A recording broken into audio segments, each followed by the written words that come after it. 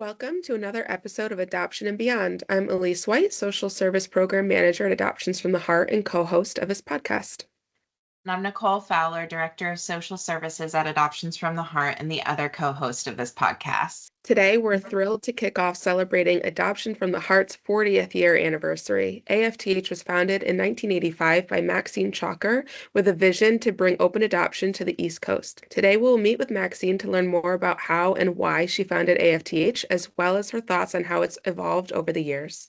And in addition to having Maxine, our founder, as our guest, we also have many other guests as well, including Heidi, our executive director, and social workers talking about their involvement with AFTH over the years. So grab a cup of coffee, settle in, and join us for a fireside chat about AFTH through its past 4 decades. The best place to begin is where it all started, with AFTH founder Maxine Chalker. Welcome, Maxine. Maxine, Adoptions from the Heart stands out among adoption agencies because it was founded through your lens as an adoptee, and you integrated your personal experiences into your vision and mission for the organization. Adoptions from the Heart's unique approach to adoption focuses on centering the experiences of adoptees while also valuing the perspective of birth and adoptive parent. Can you share with us your belief in open adoption and why it is pivotal to the foundation of Adoptions from the Heart? Well, I can start out by saying that I worked in public welfare and in an adoption department for about 7 years. And I did a lot of counseling with birth parents and adoptive parents and adoptees, but especially adoptees and birth parents wanting to find each other and having a hard time connecting. And I thought that it could be done better. So I started looking into it, got licensed, and began doing open adoptions. At first, it was really not well taken. I was on a lot of TV shows though, and even had, once I placed with a few couples, I had them come on the TV shows and explain their experience and the fact that they do stay in touch with the birth parents of their child and how it has been fine with them. Now that was a long time ago, but it seemed like this was the way to go. And so because of all the publicity, it really took off. And people started coming, and I got a bigger office, and I had to hire social workers, and things that I never dreamed were going to happen happened. That's pretty much why I believe in it. And since I'm an adoptee, I also realized that I had to go do a search myself because I was too emotional to do without resolving my own issues. So I did a search, and I found my birth mother and my 2 siblings. I had had a 3rd sibling who had died. So I was the oldest, and that's why I was placed for adoption. Then my birth mother got married and had 2 other children. So I got to meet my two siblings and still stay in touch with them. Wow, thank you so much for sharing that perspective. And I think that stands as our mission too, to facilitate openness in adoptions and educating the community. You said you had adoptive parents to share their experiences, and that's what we strive to do now too. What was that like to try and gain support for openness in the early years? I'm sure that took a lot of education. It was very difficult. All the attorneys were against it. They said, this won't work. This is ridiculous. They can't stay in touch. The records are closed, and things like that. And they just said that it wasn't going to work. But meanwhile, when they started seeing that it was working, and they realized that pregnant women did want that option of staying in touch with their children or in selecting the children, instead of social workers sitting around a table, which is what it used to be, discussing what family would get this next child. They then had the choice. And I really believe that people should have a choice in their lives as much as possible.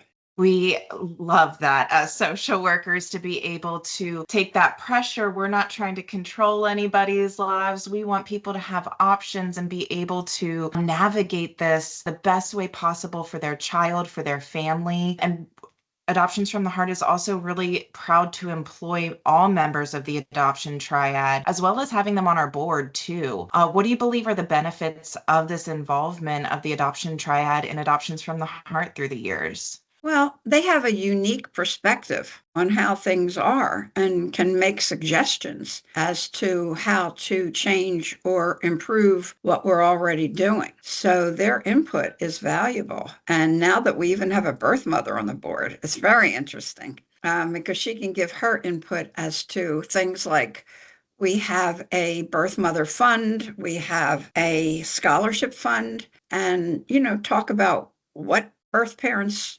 pregnant women are in need of, or after they place their child, what they're in need of. And then we can try and tailor some of our services to that. Maxine, I would love to know because we talk mostly here about domestic adoption because that's what we practice today. But many years ago and for a long time, AFTH also practiced international adoption. Would you be able to tell us a little bit about some of the unique challenges there probably was with international adoptions, but also just the rewards of facilitating that? Well, of course, international adoption is and was difficult because immigration laws kept changing. The United States kept changing. What children could come in, what children couldn't. Also, if you work with a foreign country, you have to have what they call a facilitator in that country, whether it's an attorney or what it is, but somebody has to be designated to find the children that are available for adoption, make sure they're legitimately released for adoption. Then the process has to go through a long time. Families submitting their paperwork and getting the paperwork that you need for the child in order for them to come in, medicals to make sure they're okay, papers to show that they are free for adoption. And it just became overwhelmingly difficult, particularly because of the laws kept changing. So we decided to focus all of our attention on women that wanted a plan for either their infant or their young child. Definitely. And I think a lot of education has grown so much through the years. And I think that's been helpful to protect the children who are placed for adoption in voluntary circumstances. And I think that focusing on that and making sure that adoptive parents, international, domestic, are getting the education that they need. And your focus at Adoptions from the Heart has been about that in adoption community. And we appreciate that so much that we have stuck to that from the beginning. Any thoughts on how AFTH has grown and evolved over the past 40 years, and what are your hopes for the future? Well, it's since we were the first ones to do the open adoption in this part of the country, it went from placements, infant placements, to then doing videos of families. And, the focus is now changing to adoption of children that are already born, like 1-year-olds, 2-year-olds, 3-year-olds. And also the future, I would like to see a counseling center. We've been talking about that for years, but it's not an easy thing to do. And of course, a counseling center has to be with people that know adoption and have had experience with adoption, are educated in adoption. So we have to find the right people. Then we have to see about insurance and things like that. So that's something for the future that we're working on. That's such an exciting project, Maxine, because anybody in this community knows how important an adoption competent therapist is. And I think we all also know how really difficult it can be to find somebody that has those qualifications and is really educated to help all members of the adoption triad. So while it's a huge undertaking, as you stated, it's so important, and I'm so grateful to be part of an agency that sees that importance, certainly. I just want to add that the agency, of course, has expanded greatly. I mean, I started it in my basement in my house, and now we're in 6 states. We have 4 offices in Pennsylvania. And, we're licensed in all the adjoining states. And it has really expanded and made available services. We really believe that people should have services in the area where they live, rather than be an agency that just has consultants in all different states who never sees the actual clients and who never works closely with them. For myself and Nicole, both being in outer offices and outside states, we can both say thank you for seeing the vision of expanding and working with states outside of Pennsylvania so that we can expand services to families all over the East Coast. And I don't know whether we're going to expand anymore, but we'll see. You never know what's going to happen. Do you mind telling us a little bit about what message maybe you'd like to share with clients, professionals, staff who have been part of AFTH's journey over the last 40 years? Well, one of the things I wanted to say is that our staff is becoming more and more educated and also giving me and Heidi a lot more information to change what we do and how we do it and process it. I remember one of the things I said in the beginning was because I work for a public agency, I didn't want to see any forms. My God, we have thousands of forms and they change like every month, every week. It's incredible. But the reason they change is because staff sees that there are different ways to do things, there are better ways to do things that will help our clients more. And so things evolve. It's just evolving and evolving. It's amazing. You, as the owner of Adoptions from the Heart for 40 years, we appreciate hearing that you have been open to that for so long and open to hearing all different perspectives. And there's so many different pieces that go into adoption and the growth. Thank you so much, Maxine. I want to talk to you all day and hear everything. Well, I'm sure I have a lot of stories to tell. So thank you.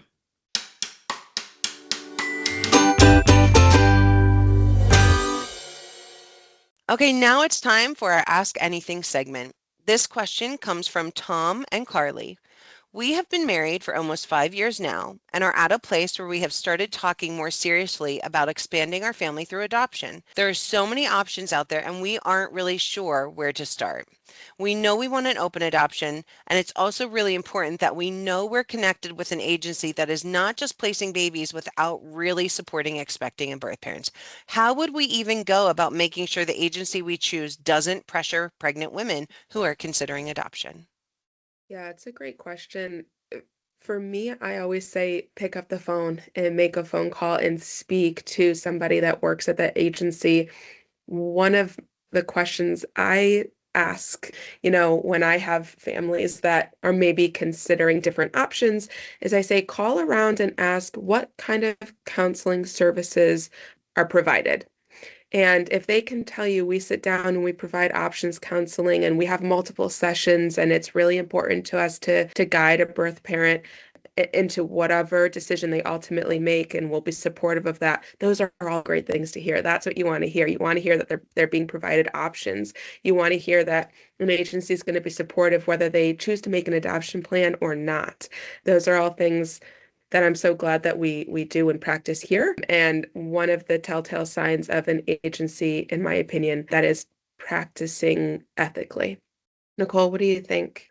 I completely agree with everything that you just said. And I also want to note that adoption has changed throughout the years. And according to the CDC, we're at the lowest birth rate in the past 30, now probably 35 years, which we at Adoptions from the Heart believe in all options. And we believe in people making choices for their families to expand their families or not. With that said, a lot of adoption agencies have been closing because of less people making the decision to make an adoption plan. So to protect yourself too, as prospective adoptive parents, one question that I suggest families ask agencies is, how many waiting families do you have? And how many placements did you do in the past year, 2 years?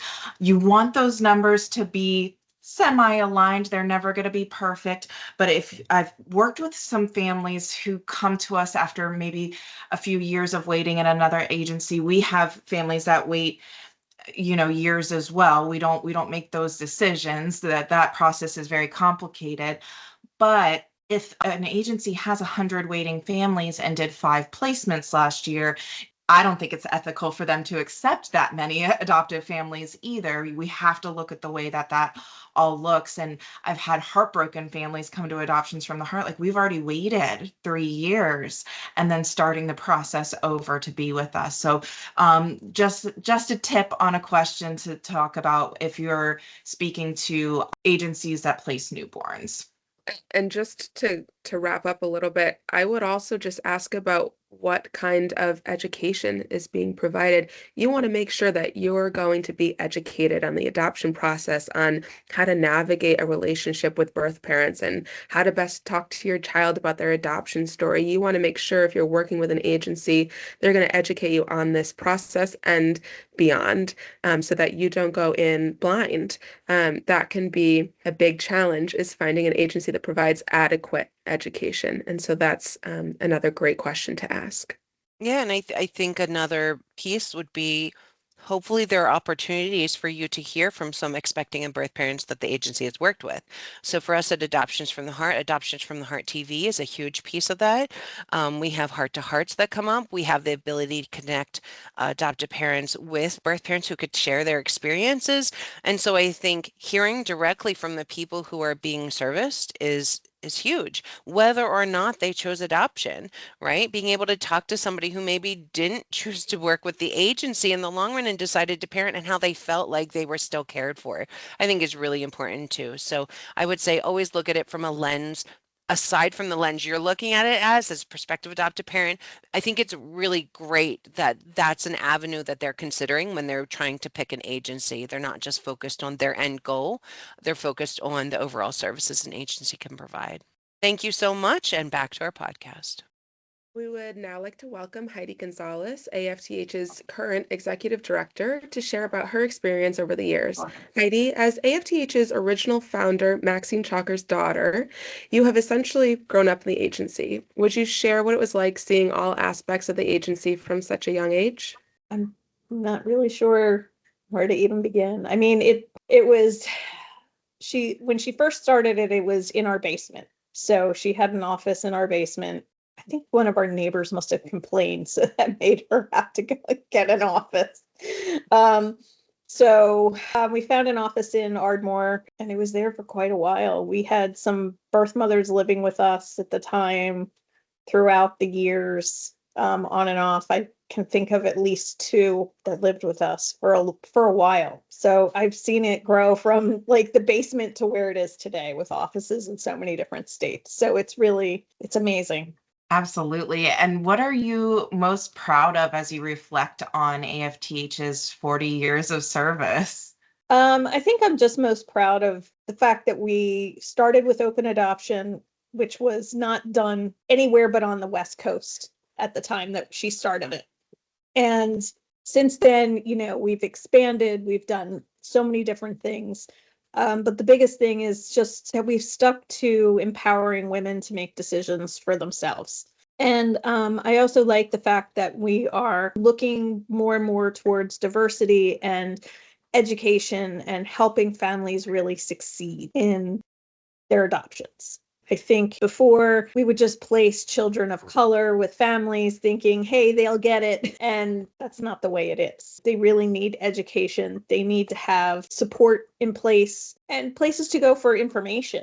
Definitely. And the growth and progression in education has been so phenomenal here at AFTH, and something that we're really proud of, but also always sticking to the mission statement, which is what you said, openness and adoption, empowering women, and diversity has grown through the years. And one of your main initiatives, Heidi, has been inclusivity in general, and specifically for the LGBTQ plus community and HRC initiatives. Can you share with us some of that importance? Well, I think it really started probably somewhere around 1990, and we had a male couple apply. They had some ridiculous amount of references, and nobody would place with them. Nobody would work with them because they were gay. And we were like, sure, if you pass all, the home study, if you, have a suitable home, we're going to place a baby with you. And that was really the beginning. And that was way before HRC was even doing their one child, one family initiative. So when HRC started that initiative, I immediately jumped on it and got us accredited. We were one of the first agencies to become accredited, along with others, but we were definitely one of the first. And now they have an innovative status, and we really strive to hit that innovative status every every time. Heidi, you talk, of course, about inclusivity and, in my opinion, just basic, human rights. And when we think about June 2022, when the U.S. Supreme Court overturned Roe v. Wade, it was an important time for us, I think, as an agency to remind our community that while some adoption agencies were maybe cheering on that decision, we were not one of them. Can you talk to us a little bit about our agency's commitment to providing options and empowering our expecting parents to explore all their options and make a decision that they feel is right for them? The reality is that most of the women who come to us, it's way past time for them to really have many more options other than parenting or adoption. However, if they do come to us early enough, they should know all of their options. This is a huge decision and a huge choice. So it's really important that they have all of the information that they can have on how to make their decisions. We are not doctors. We cannot tell them to go and have an abortion or that they're eligible for an abortion or anything like that. It's just giving them all of their options and, helping them decide what is best for them, not guiding them one way or another. It's completely up to them. What is the decision that they want to make? Even when it comes to adoption, we don't force anybody to place, it's just completely up to the person. And they can change their mind up until the time that their rights are terminated. So we continue to counsel with them. We continue to work with them and help them with whatever their decision may be. Definitely. We've been talking about how, it feels like so much control and power as facilitators of adoption, but you and Maxine have led this to put these in the adoptive parents and the expectant parents and birth parents' hands to be able to create these beautiful relationships, women and men being able to choose a family that is going to raise their child and hopefully have a good relationship throughout the adoptee's life, which goes back to our mission statement as well. And I just thank you, Heidi, for everything. It's such an honor to work at Adoptions from the Heart, and it's the most progressive and helpful and facilitating people through the hardest moments of their lives. So is there anything else you'd like to say on the 40th anniversary of Adoptions from the Heart? What do you see for the future? More support. I'd really like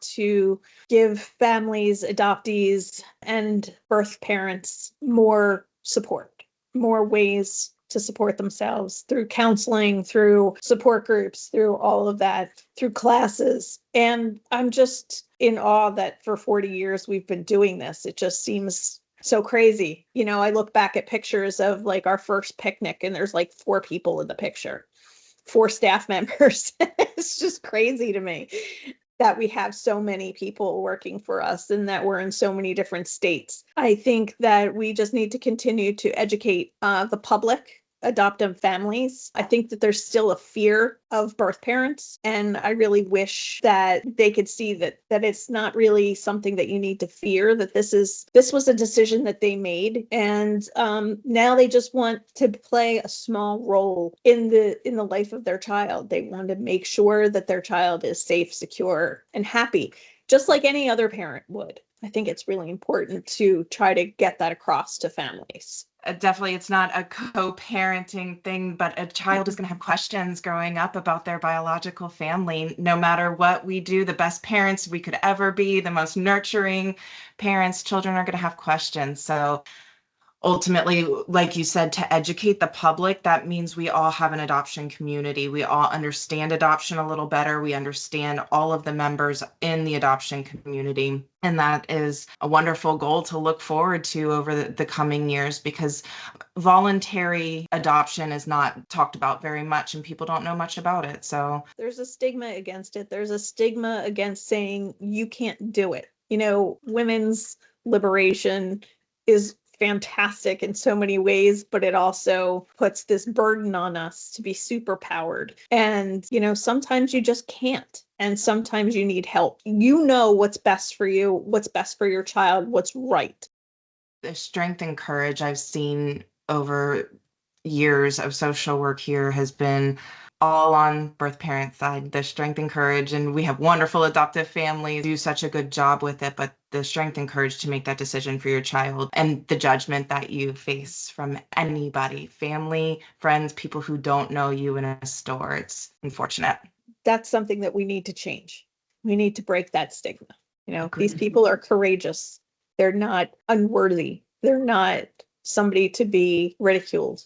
They should be celebrated. I think we talk all the time in our agency, right, about what a selfless act it is. But I think hopefully helping the greater community to feel empowered by those decisions and feel proud that they made that decision. Our birth parents have a lot to be proud of. So do our adoptees, our adoptive parents, and us as an agency. I know Nicole and I are proud to work here, and Heidi, you and Maxine have a lot to be proud of as well. So thank you. Thank you. Now we would like to welcome Stephanie Capriotti, AFTH's current longest serving social worker, to share her experiences during her time with the organization.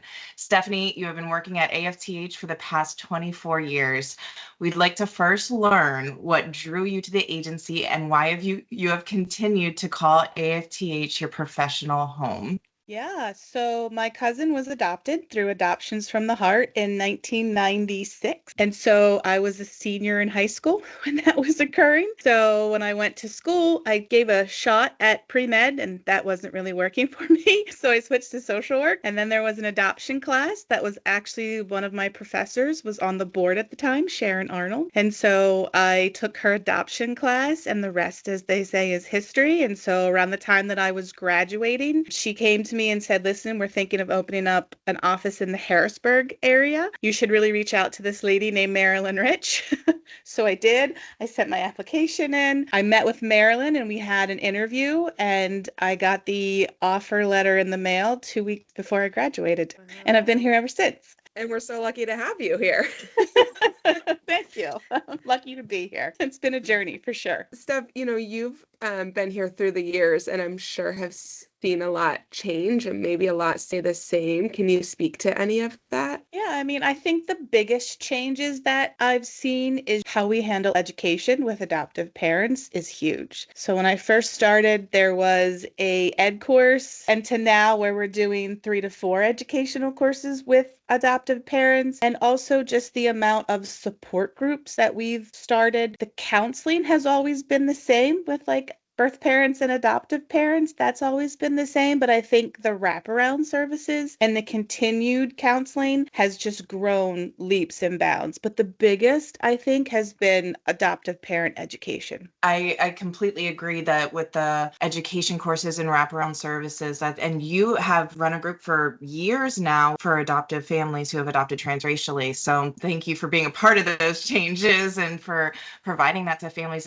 Community is so necessary for all of our families. What do you think are some things that set AFTH apart from other agencies in addition to the education and support? We stayed to what our mission statement is. We've never really lost sight of what Maxine truly wanted when she started the agency. So I think that has just been our core and sort of our foundation, and that openness is the most important thing. And we've never really lost sight of making sure that all the parties that are involved we're doing in the best interest of them and the best interest of the adoptees at the end of the day and what's best for them. So I think that has really grounded us. That's been the foundation. And although we've gone in different directions and maybe tried some different things along the way, we've never really lost sight of what is our core mission statement that we have. I love that stuff that you talk about, our core mission statement, and also just every member of the adoption triad that we talk about so often. And what some people may not know is that we as social workers do work with both adoptive parents,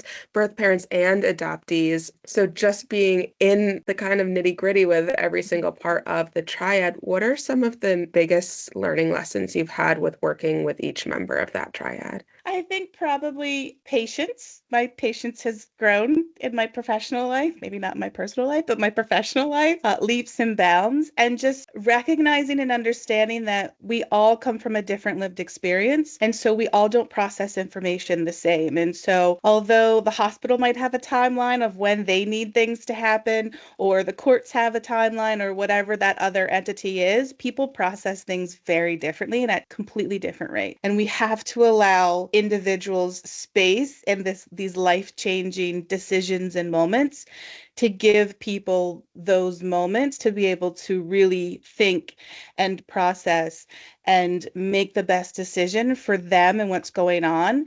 And so that involves patience. It's taking that moment and taking that breath and saying, all right, let's just figure out a way that we can give these entities a moment more to really sit down and think about that and not sort of give in to the pressure of the moment and what's going on around us, and making sure that everybody's making a decision that's really best for them and for their children and for what is going to happen for the future. And so being in the nitty gritty and feeling that, that can be hard at times, but then realizing, no, we have to figure out a way to make this sort of happen in that time frame, and recognizing that everybody has lots of questions too, and being able to sit down and answer those questions as thoroughly as you can to get them all the information that they might need in order to make these decisions, both on adoptive parent, I think, and birth parent sides, both. So patience is probably the greatest lesson I've learned throughout the years. Can you share some of the most memorable moments of your time with AFTH? It's so hard to pick one or two. It's probably just the overall teamwork that we all have with each other, being able to rely on each other, and that sense that we're in this together, and that we all want what's best for everybody involved. Those moments of, okay, we got this. Just some of those things are the ones that sort of, pop out, but teamwork has probably been the most memories of all. I have so many memories of different people along the way, and the teamwork that we all have. I mean, Steph, you're somebody that I have relied on certainly over the last, 9 years. We have good days here and hard days here, and I don't think any of us professionally would be able to get through those hard times without the support of each other in our offices. So I agree with that wholeheartedly, for sure. As we think about AFTH celebrating its 40th anniversary, which seems so crazy, what do you think has been one of the main keys to our organization's success over the years? I've been thinking about this, and I do think it is not losing sight of our foundation, but also recognizing when we need to make some change, and recognizing when we see a global situation happening and needing to address it within the adoption, like how does that affect the adoption community, and pivoting, saying, okay, like we need to talk about this. This is a huge thing, and this is going to affect the adoption community, and this is how we need to change it. And so really sort of addressing some topics head on and being proactive in wanting to make those changes and how it affects all of our clients and all the people that we serve and the communities that we serve. So I think recognizing that we're still keeping our same core, but also realizing when do we have to make changes and when do we have to go in a different direction. Being open-hearted to those, what does that mean? What's that going to mean for us? What is that going to look like for us? What is that going to look like for our clients? And kind of going in head first. I couldn't agree more. Marilyn and I used to say all the time we wouldn't want to work for any other agency, and I think that holds true. And I think a lot of that has to do with, Maxine and her vision, and just knowing that we have really great coworkers and really a supportive team around you, and clients who come to us wanting to make these decisions and wanting to be a part of our world, and just thanking them for everything and how that's affected me personally and professionally throughout the years. It has been a journey, and I have done some growing up here. So thank you for having me. I appreciate it. Nicole, you and I have both been at the agency for quite some time. I've been here going on 9 years. You are coming up on year 16 with AFTH. I wanted for us to take a little time to talk about some of the changes we've seen in adoption practices and policies, just both in general and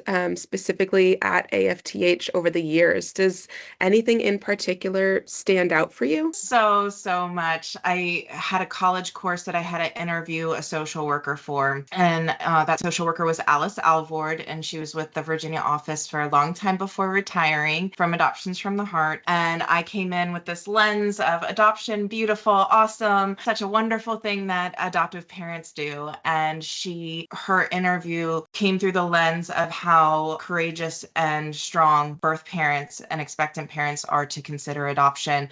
And it opened up this whole different world of what adoption really is. And I knew from then that I wanted to be here and be a part of educating people about open adoption and the mission and values at Adoptions from the Heart through the past 16 years have aligned with what I believe is right for the world and humanity. I think one of the biggest changes for me when I was doing the casework, when we were counseling birth parents and showing families to expectant parents to possibly choose, we used to have families that could say that they didn't want open adoption. They could put 0 visits down on their profile key. And to see that change, because even if an expectant parent is not ready for openness and adoption, being open with a child is the most extremely important part of this whole process, who has no control over this whole process. So seeing that change was one of the most pivotal moments in my career at Adoptions from the Heart. That's one of a million. So Elise, do you have one that you can share too? Yeah, sort of on the same token, Nicole, is just the education that we provide to our families and the way that that has changed over the years. Even in the last decade, when I first started here, we had one required education course, open adoption education for all of our families. And over the years, we now have several required education courses because we know the importance of doing our due diligence and educating our families and making sure they're prepared for the lifelong journey of adoption, and being able to see our agency not only grow in the way that we educate our families, but also the services we provide not only to our adoptive families, but our birth families and our adoptees through our support groups and the different channels we have, like, AFTH TV and the podcast, and ways that people can tune in and listen and learn more, which is just so important. We always talk about lifelong learning and the importance of that. And I love that our agency has continued that throughout the years. Talking about all of that AFTH is ever evolving and always adapting, thankfully. Over the past year, we've also seen an increase in parents and guardians of non-newborns. So generally children anywhere from a few months old to age 3 or 4 years old who might be considering permanent placement of the child that is in their care. This can be for a variety of different reasons, and oftentimes these folks just don't know where to turn. Nicole, what are your thoughts on seeing an increase in these sort of non-newborn placements? I will say my first non-newborn placement was about 10 years ago of a 4-year-old child. And I have learned so much since then about what that all looks like and being sure to address the joys and complications that come along with that. Also, I think becoming a parent through foster care and biologically has not changed necessarily, but more evolved my understanding and empathy for that situation. And I look at it the same way as I look at an expectant parent considering adoption for their child. They're just trying to figure out how to help this child thrive. And that is something to be celebrated of a parent going through these considerations of adoption for their non-newborn that they've been parenting. And we have seen that increase through the years, but also that comes along, like I said, with the complications. And just this past year, Chris in our New Jersey office created, and we've worked as an agency to help develop this non-newborn adoption education course. And we can't answer all of the questions that will come along with every unique situation, but it is extremely important for parents of all of the adoption triad parents to be prepared for what that looks like, because we have seen an increase. Even just inquiries or just searching for options, not necessarily, there has been an increase in actual placements, but we've seen a lot more inquiries about it. Do you have anything to add to that? I mean, I agree with everything you said, and I just hope for anyone listening that they know there's options. I think that people so often think about adoption for newborns, for children that were just recently born. But we all can struggle at any point in our lives and in the children's lives that are in our care. And I think there's still stigma and oftentimes shame around even just the thought of potentially having to make a placement plan for an older child, a child over, 1 or 2 years old. And while there are a lot of struggles that come with that, there's also beauty in being able to make a permanent plan for a child if their current home is unable to parent them for the rest of their life. And so just making sure that people know that there's options, and adoption is not just for newborns, especially these days. It is just so important to spread that word for anyone that might be facing challenging circumstances. Definitely. And we recognize the weight of that decision, and we want to be here for all of the members of the triad going through any situation, but particularly the heavy weight of that. And we want everybody to know that there's no pressure with adoptions from the heart. And so reaching out to anybody to discuss any options or help that we can find in the community for parenting, for placing, anything, please contact a local social worker. We will be there for you.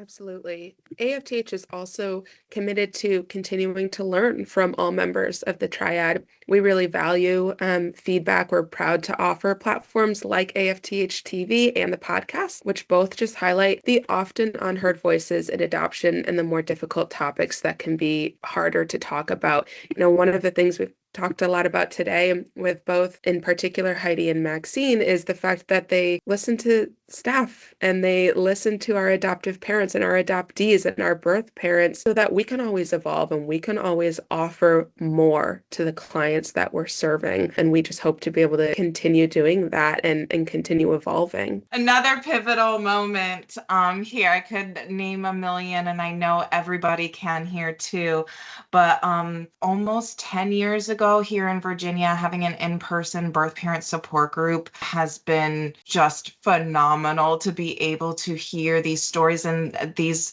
women and men have come together and been able to share, and also they take part in birth parent panels and being able to educate everyone about their stories. And that's something I'm really proud of too, is hearing from them.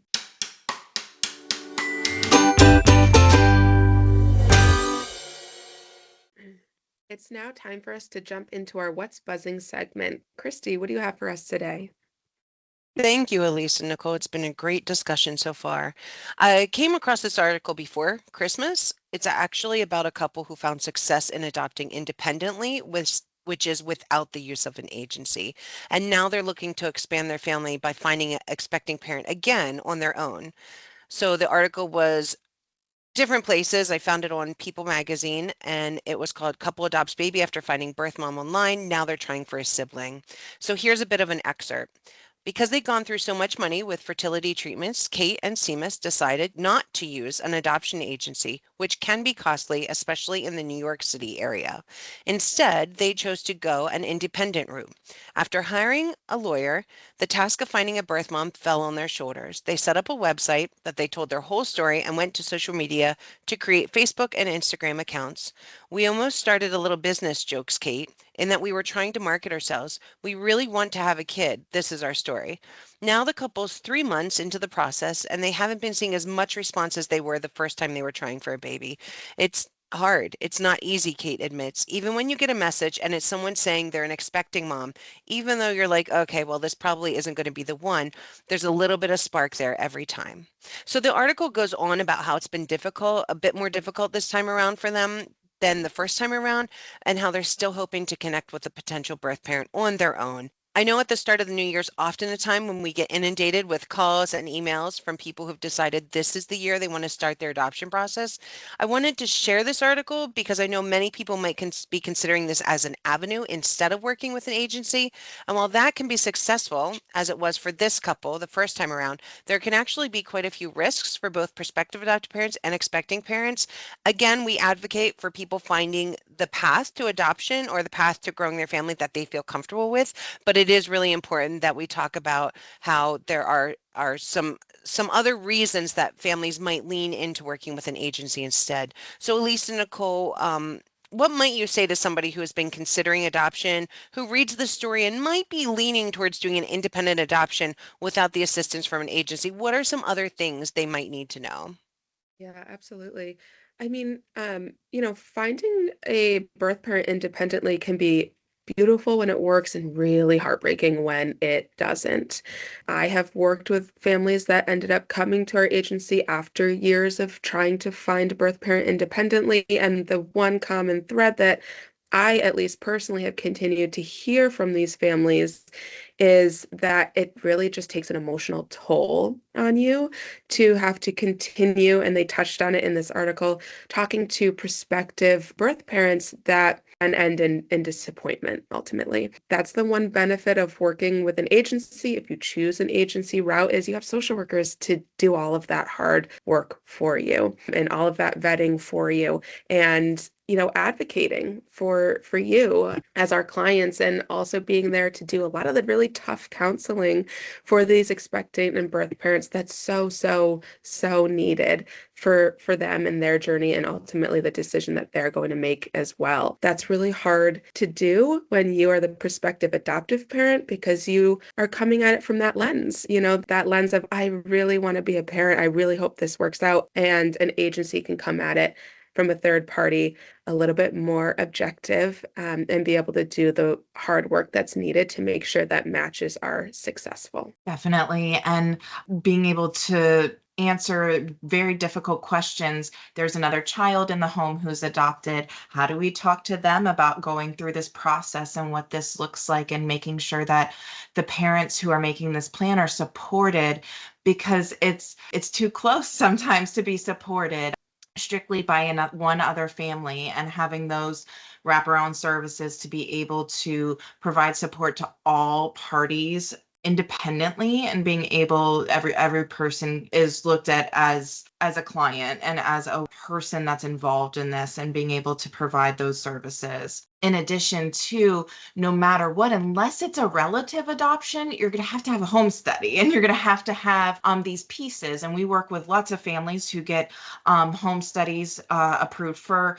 older child adoption across the United States. You can find different ways to adopt, and we have families that we work with that come to us through that. They still have to get education and all of the things that are really, really important to being adoptive parents, when we know the focus is on growing the family, but the focus does need to be on the child and what's in the best interest of them. So there are many different ways to adopt, and I encourage families to do their research, and I encourage families who do choose to go independently and reach out to expectant parents on their own. I encourage them highly to help get that parent services as well. Yeah, I think one of the, again, being here at the agency for 20 years, I think one of the strengths is the services to expecting parents as well. And so I think it can be hard. I'm an adopted parent myself, coming from the lens of one of the members of the triad, but being able to, adoption's difficult. It's challenging. It's heartbreaking at times and joyful at other times. And when you're in it too close, you don't have the ability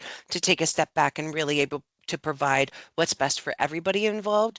I think having the expertise of social workers who are really focused on matching up expecting parents and prospective adoptive parents that really align. So for the whole situation works in a way that it works for what is both parties are really looking for, and to keep the child at the front and center of all that you do. So thank you so much. We have Explore Open Adoption webinars that are every other month. It's a great time for people who are considering whatever avenue you're considering of adoption. If you want to look into working with an agency, it's a great opportunity to just learn, what does that process look like. You can always call Adoptions from the Heart also. So thank you so much for answering this question. Now back to our podcast. Christy is always behind the scenes here, and she does so much in our marketing program. And I was just curious if what you have to share about the past 40 years, and you just said 20 years here, and what pivotal moments have been for you. And if you can explain to our listeners, if you're open to it, how important the marketing team is here at Adoptions from the Heart. I think a lot of the things we've talked about the podcast already have been, one of the reasons I love being here is because we're ever evolving and growing, and we want to hear feedback from members of the adoption triad so we can do better. We want to stretch ourselves. We know that adoption is not just rainbows and unicorns. It's so difficult all around, and it's lifelong. And so while things might be phenomenal for somebody at the beginning, there are challenges that are going to come up along the way. So from a marketing perspective, I'm incredibly proud of Adoptions from the Heart TV. I'm incredibly proud of the podcast. I think that we want to share voices. We've shared families that have gone through some really hard times through the adoption, but I think hearing those voices allows people to feel like they're not alone if and when that's something they wind up going through also. And so I'm proud to be part of an agency that continues to focus on options and wraparound services for expecting parents. Adoption is not the right choice for everybody, and you will never feel pressured from our social workers, from our staff. It is about if you call and you're unsure whether it's a non-newborn,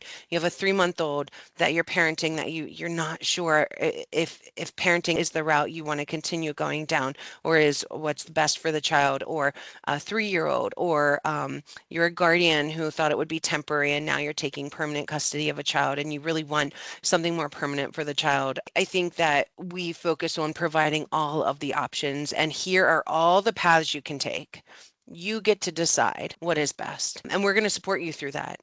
We have resources, we have lots of connections in the community, and so we can continue to provide that. I'm just proud of the team that we work with, because clearly there's people who are dedicated, right? We have people that have been here for 20 years, at least 9 years. Nicole, you've been here 16 years. We have people that have been here longer than us as well. And we are called to the mission of creating a better space in the adoption field. We want to do better. We want to learn. We want to grow. We want to hear from the voices of adoptees, those who are most impacted by these decisions. And we want to be able to educate families who are going through the process to be prepared for navigating that with their child, as well as support for expecting parents. You don't place your child and disappear. And so from a marketing standpoint, I'm really proud that our main goal is to just show who we are as an agency, and that speaks for itself as far as I'm concerned. So thank you for bringing me into the conversation. Thank you so much for everything that you do, and your support of Adoptions from the Heart and our staff and our families. And here's to another 40 years. We'd like to now speak with Debbie Spivack, who is a Quad A attorney that has worked with Adoptions from the Heart since 2006.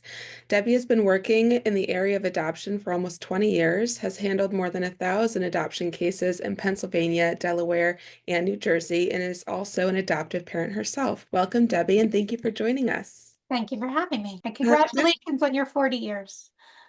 I know, isn't that crazy? I don't know how it happens so fast. I haven't not been here from the beginning, but I can say being here 9 years, it feels like just yesterday. Debbie, do you mind briefly sharing a little bit about how the services you provide overlap with the services that we provide here at AFTH? I would say they're more complementary than overlapping. The agency provides all of the services that are social work in nature, including like the counseling, explaining options to birth parents, things that I don't have the skills or the experience in doing, and I don't have the training in it. I'm much more on the legal side and really stick to the functions of terminating parental rights and finalizing adoptions. So they're complementary, but they're very interlinked, and we work closely together. And we know that you've worked very closely with our founder, Maxine, over the years. How do you kind of feel that her personal journey as an adoptee has helped provide a foundation for AFTH and open adoption in particular? Maxine has two facets that I think that make her uniquely well qualified to have started this agency and to be a pioneer as she has in the field of open adoption. Not only was she or is she an adoptee herself, but she worked in the child protective system and really got to experience from firsthand observation what was going wrong and how it was failing children, and developed the programs at Adoptions from the Heart to do things a different way and to have a better outcome for children.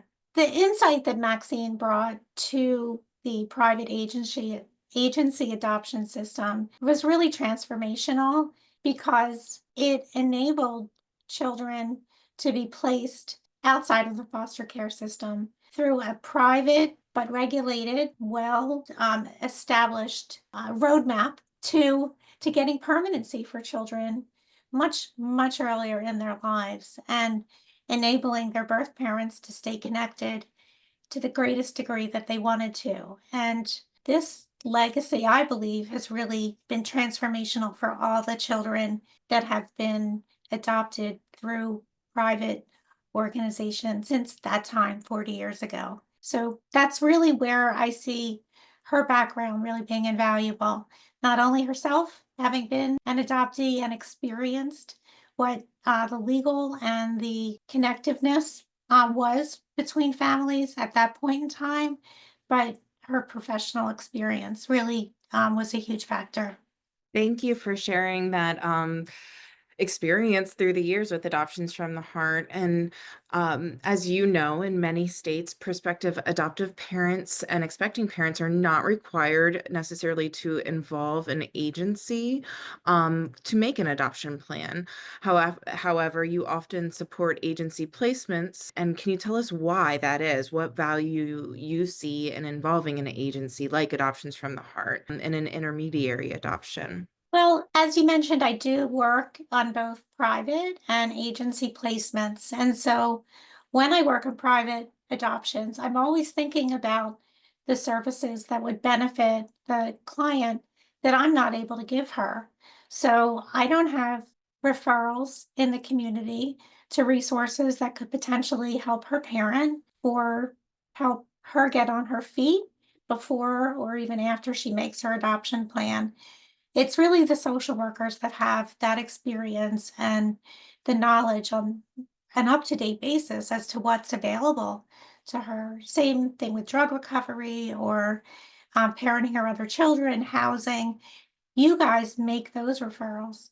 And from an emotional level, having individual social workers, individual counselors assigned to each birth parent, I think enables them to establish a relationship, build trust, and really talk about their fears, their concerns about adoption and what to expect through the journey, including like the critical moments, at placement, after placement, that are just invaluable. And those things I always try to build back in to a private adoption whenever possible because I think they're so important. So, Debbie, as we're approaching our 40th year, we would just love to know, in your experience, are there things that you feel or you've heard in the community that you work with that highlight some of the work that adoption agencies and AFTH in particular do in their work?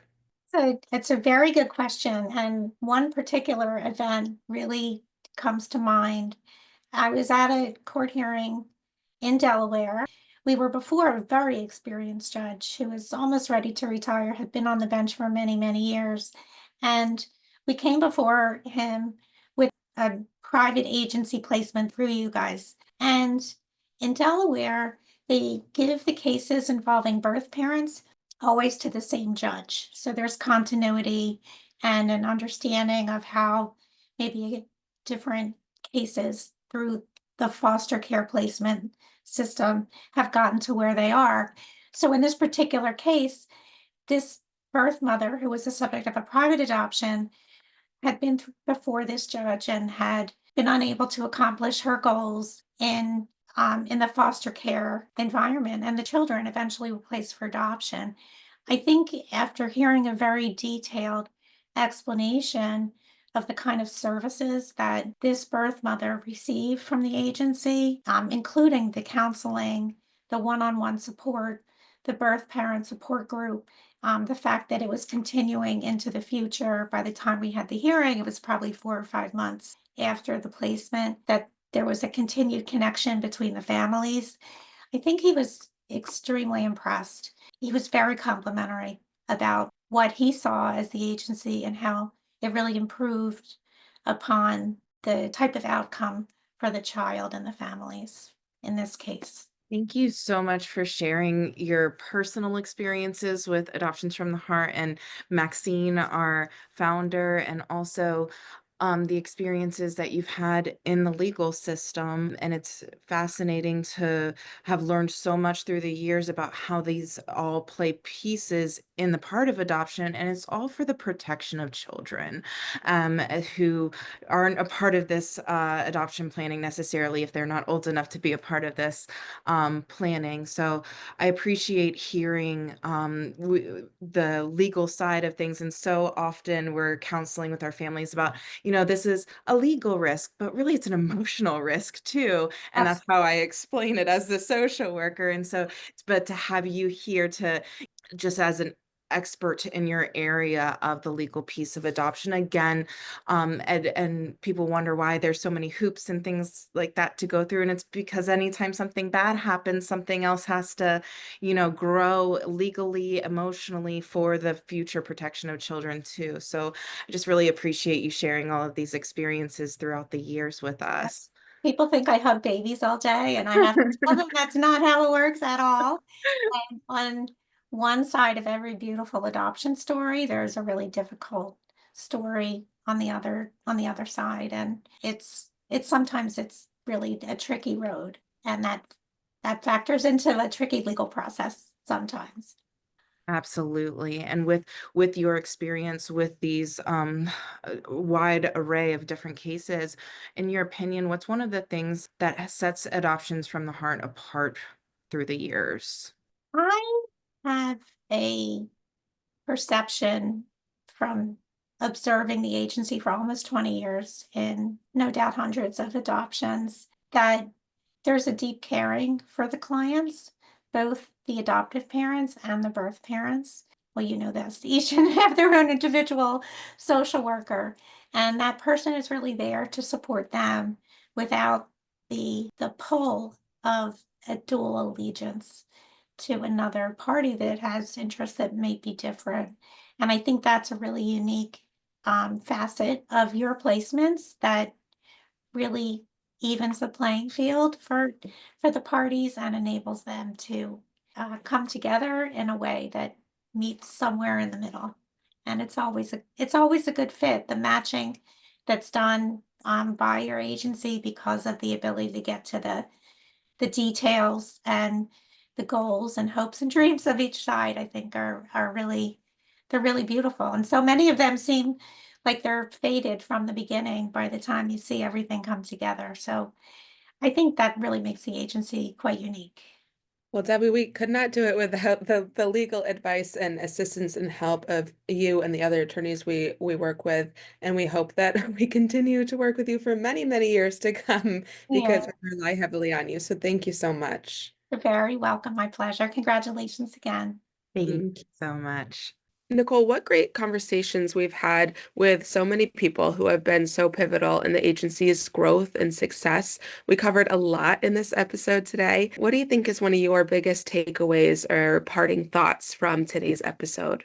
40 years, I want to say I'm just so grateful to Maxine and Heidi for their vision and their mission. And I'm grateful to work at Adoptions from the Heart. I want to also acknowledge that there's so many different pieces that go into Adoptions from the Heart. We have social workers, we have professional administrative assistants, we have financial team, marketing team, supervisors. All of these pieces are crucial to keeping our services going. And I believe in our families. I believe in our education. I believe when somebody has to make the decision of choosing adoption, I believe that we give the best services possible.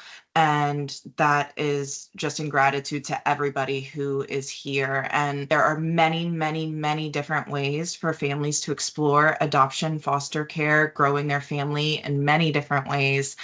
We encourage research. We encourage reaching out and hearing from all different sorts of ways because what works for one family isn't going to work for another. So call and speak with different people, do your research because growing your family is a huge, huge part of life if that's what you choose to do. And we want to prepare families in the best way possible for that. And Elise, what about you? What is your parting thought from this episode? Yeah, that was so well said, Nicole. And of course, I agree with everything you said. I think it's just so important to remember this sense of community, right? Like the adoption community can feel small at times. It's a little niche. And for all members of the triad, it's so important to make connections to help through the highs and lows that every member experiences throughout this process and the years to come, after the adoption has initially been made as well. And so I love all the supportive services that we provide here at AFTH. You can find many more just by doing a Google search these days than you could even 5 years ago, which is amazing. But it's one thing I love about our AFTH community is providing outlets for people to connect. So that's something I know that we're also just continuing to grow every day, which I really love. So that wraps up our episode of Adoption and Beyond. We hope you found our discussion today insightful. As we celebrate Adoption from the Heart's 40th anniversary all year long, if you're a part of our AFTH family, we welcome you to share your own personal stories about AFTH over the years. And we welcome your comments and messages and questions on our social media, or you can always email us at adoption@afth.org. Also, be sure to subscribe to Adoption and Beyond so you don't miss our upcoming episodes. If you enjoyed today's discussion, we'd love if you left a review or shared this episode with a friend. Thank you to all our guests who joined us today. Thank you to all of our listeners, all of the staff here at AFTH. We thank you for tuning in. We look forward to connecting with you on our next episode.